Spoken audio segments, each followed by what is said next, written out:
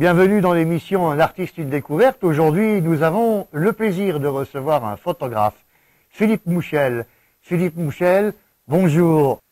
Bonjour et merci de m'avoir invité. Vous êtes fécampois depuis près d'une dizaine d'années et vous allez bientôt exposer à Fécamp le fruit de votre travail qui est de parcourir les rues fécampoises pour les prendre en photo. Vous avez fait une cinquantaine de clichés. Pendant combien de temps avez-vous travaillé pour cette exposition? J'ai travaillé à peu près deux ans, oui, pour faire ces 50 images. Alors la particularité de votre travail, c'est que vous nous montrez des images des rues de Fécamp en noir et blanc. Pourquoi ce choix? Tout simplement parce que je viens, je fais de la photographie depuis pas mal de temps, 30, 40 ans peut-être. Donc évidemment, comme beaucoup, j'ai commencé par l'argentique.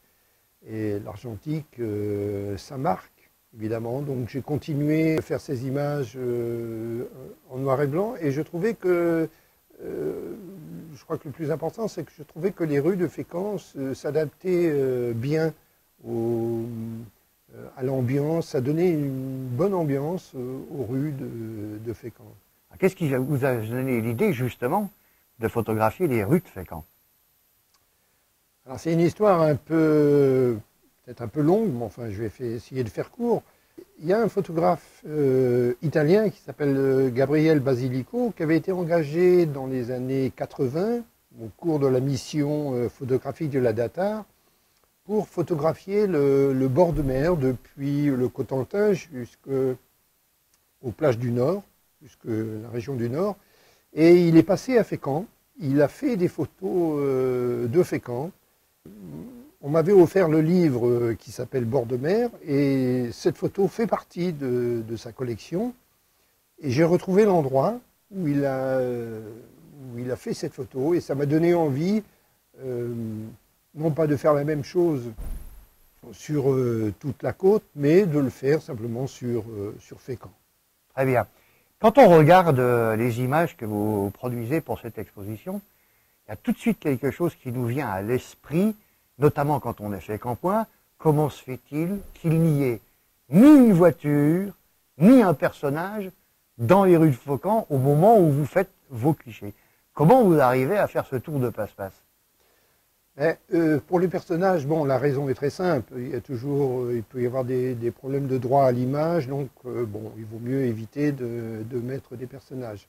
Ensuite, j'ai commencé par des rues relativement étroites, et je trouvais que le volume des voitures prenait beaucoup de place, c'était trop important. Donc j'essayais d'éviter qu'elles soient là, et puis malgré tout, quand elles étaient là, maintenant avec les logiciels dont on dispose, on peut arriver à les supprimer, à les éliminer. J'ai commencé comme ça par ces rues étroites, et puis au bout d'un moment, je trouvais que ça avait son charme, que ça avait son intérêt, donc j'ai continué à retirer les voitures. Bien que sur certaines photos, il y en a quand même qui sont... Philippe, quand on feuillette votre exposition, on a franchement l'impression de voyager dans un roman noir, du fait surtout du noir et blanc, et qu'il y ait strictement personne, ou très peu d'automobiles dans vos images. Oui, c'est pas le hasard si Simenon, tout le monde connaît Simenon, est venu à Fécamp. Il a écrit des maigrets, au moins un maigret sur Fécamp, et je trouvais qu'effectivement l'ambiance des rues, la brique, ces rues étroites, ces lumières un peu fortes, avec évidemment ces ombres, tout ça, ça s'accordait assez bien au roman de Simenon. Ceci dit, il y a aussi d'autres aspects. Il y a le Fécamp du Moyen-Âge, qui est encore présent. Il y a le Fécamp, disons, industriel, post-industriel, évidemment le port.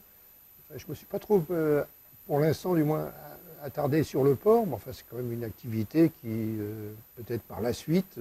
Qui mérite un coup d'obturateur? Absolument, oui.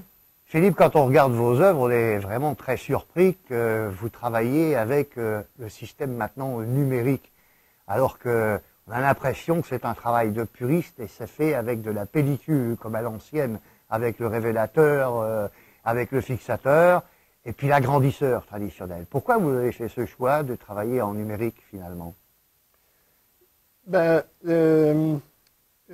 l'argentique, il y avait un côté artisanal qui était extrêmement plaisant parce qu'on était proche de l'image.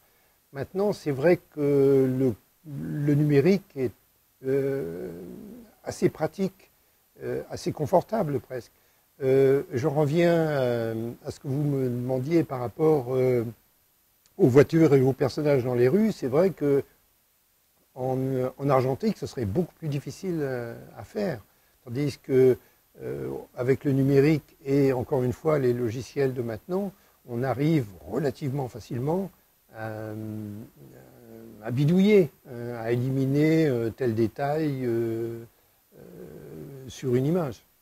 Pour réussir tous ces clichés, on vous a suivi avec nos caméras pour voir un peu comment vous procédiez. Alors, ce qui est franchement curieux, c'est de vous voir vous promener avec votre appareil photo et un escabeau. Pourquoi l'escabeau?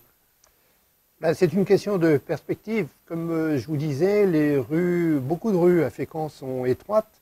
Donc, évidemment, ça crée des perspectives un peu fuyantes. Donc, en montant un petit peu sur 1 mètre, 1,50 m, ça permet de réduire et de contrôler un peu mieux ce problème de perspective.